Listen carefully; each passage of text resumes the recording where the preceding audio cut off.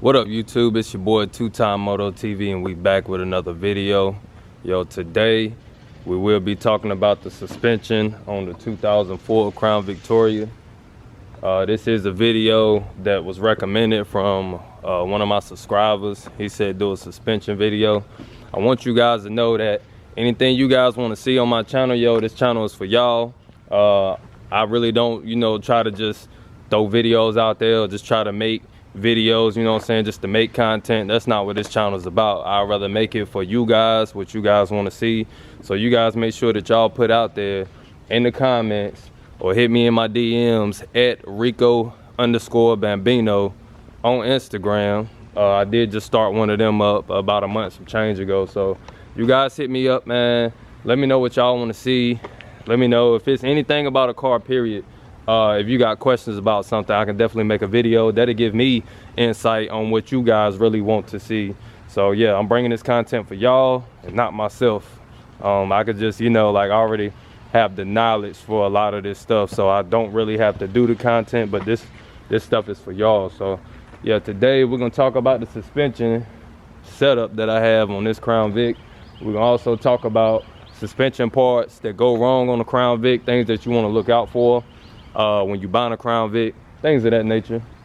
Nothing too big, nothing too small, nothing too out of the ordinary. But yeah, if I had a chance to do it all over again, I probably wouldn't do the big rims on the Vic. I'll probably just have it on some rally wheels and put a lot of power in it. But you know what, man, I done came thus far and I love the car, don't get me wrong. I really love the car. I wouldn't change it now because, like I said, I'm too far into it. So definitely love the setup, man. It gets a lot of eyes, it gets a lot of attention anywhere I go. People ask what kind of car it is. People be like, hey, that's one of the best that they've seen thus far. They ain't never seen a setup like this. But yeah, man, also soon I may be selling these 28s.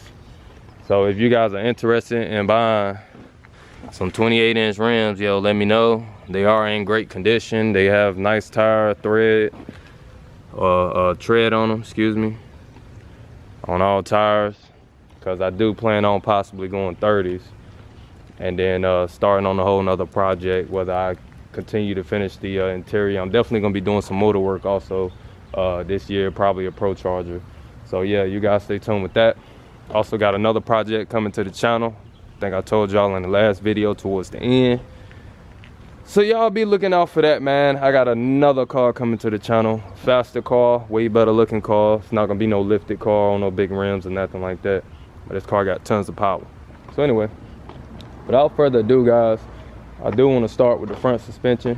So I'm gonna show you guys the setup that I have. Then I'm gonna do the rear.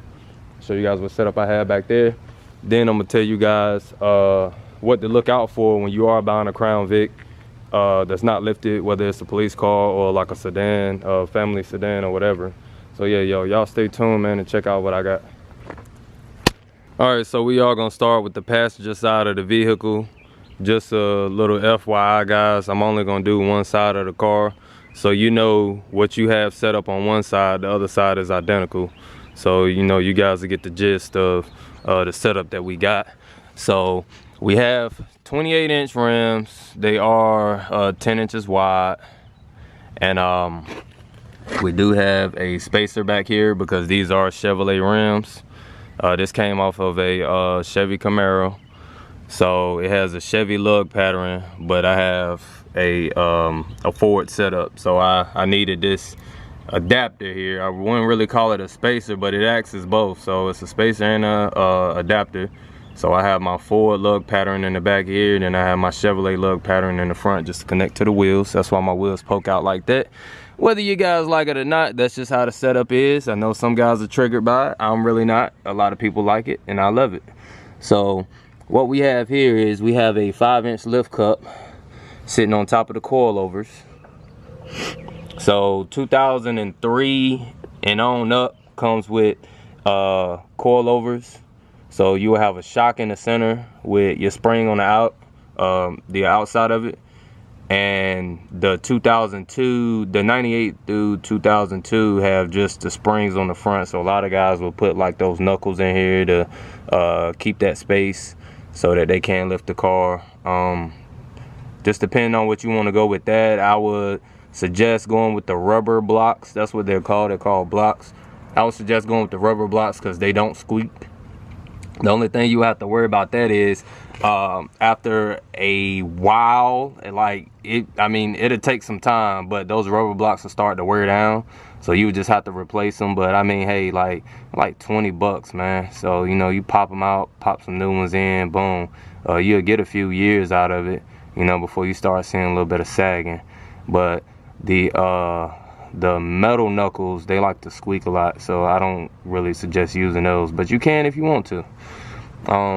We have a upper control arm here, and it is adjustable at the ends up here, so you guys could set your camber, whether you want your wheels cambered inwards, outwards, or if you want them set in flat, depending on how high you're going with your suspension.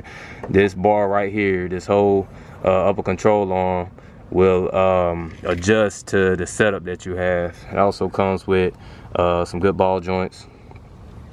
These are actually OEM ball joints, so I had to take my old ones out. The ones that came with the kit, I took those out, and then I just bought the OEM ones just to make sure that everything was gonna be good to go. And so far so good. So also, like I said, I got that 5-inch lift cup up at the top here. Comes with all the hardware you need. You don't need to shave anything down. You don't need to fabricate anything. This is a Lifter brand 5-inch lift kit. So it comes with this suspension bar up at the top, which is your upper control arm. Then it comes with that 5-inch lift cup that you see sitting up there.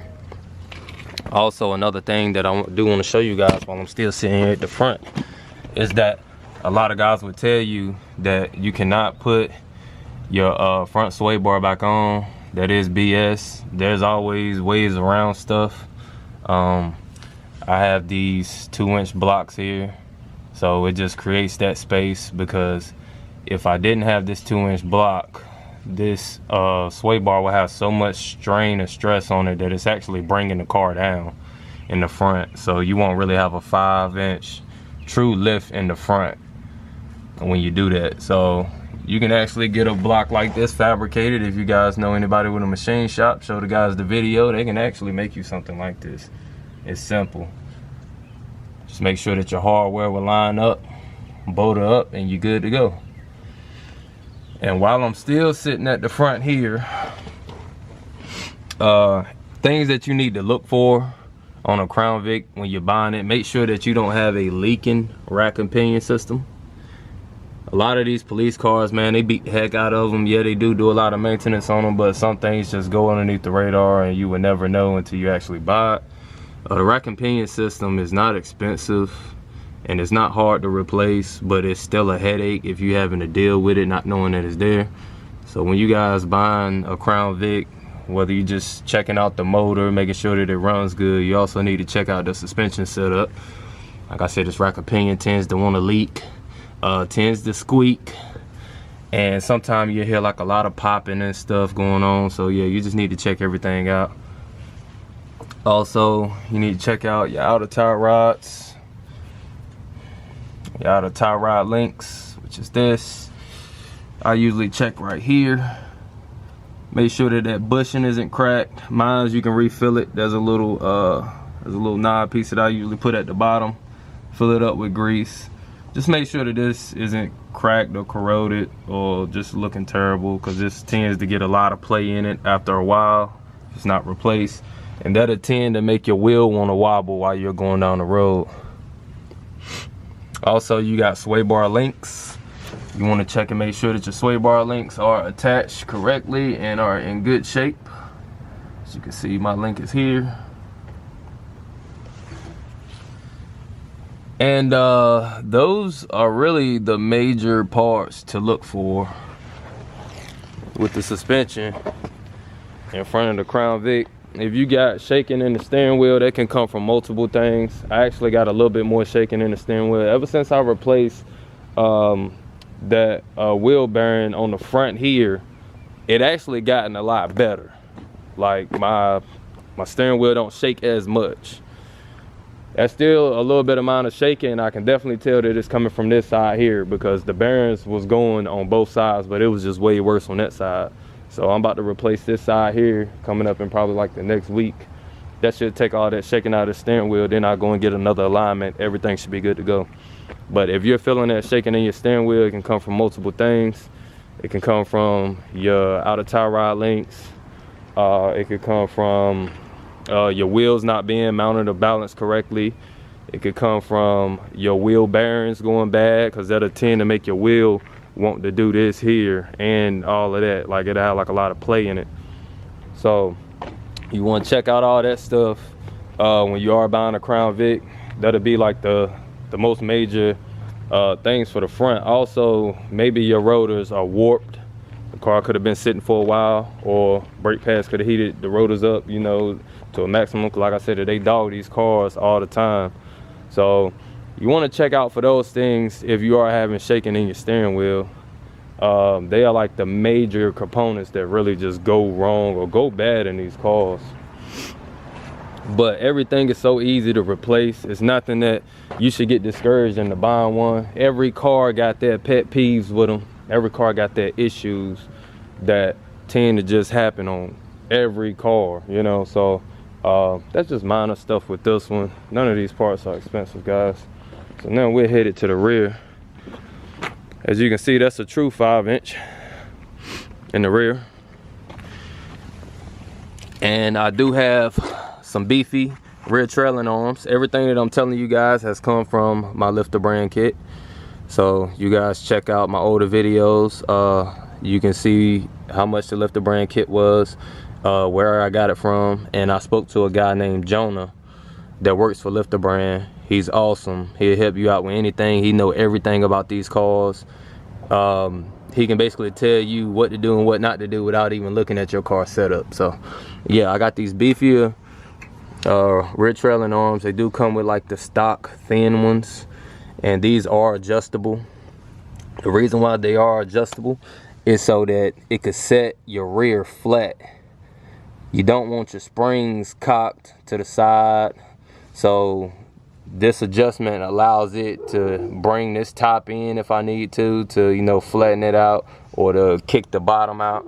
As you can see, that adjustment at the front, I can kick the bottom out, or, you know, also it'll have it so I could go either backwards or forwards with it, depending on your drive shaft and how long your drive shaft is. You know what I'm saying? You can bring it in as far as you want to, or kick it out as far as you want to. See, mine still say police on it. That's that aluminum drive shaft. Pretty good.